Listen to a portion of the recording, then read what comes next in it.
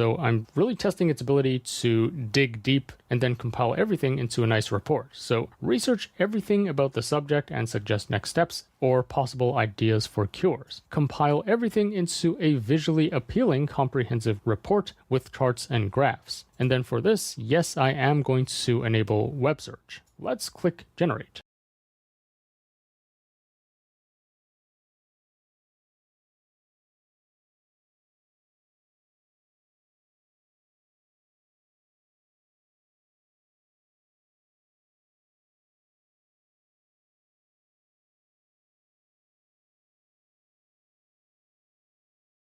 Update, which is, well, very up to date. This is only in 2025, and apparently there's an FDA filing expected for Q1 of next year. And then here is the disease classification and prognosis. Everything is very detailed and organized. Now this is pretty cool. Here it gives us some molecular pathophysiology. So here is some toxicity cascade, and it was able to actually code up this really nice flowchart of what exactly happens after this gene mutation.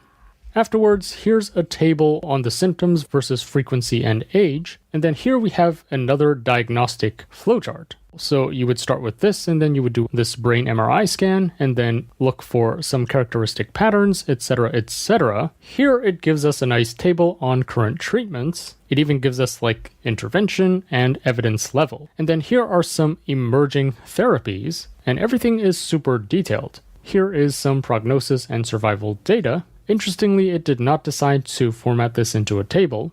And then here are recommended next steps, yada yada yada. And then here's a table on future therapies, and then key research centers. And then here it gives us a supportive care roadmap. So again, this is a really nice flowchart suggesting next steps. Here it gives us clinical trial access information.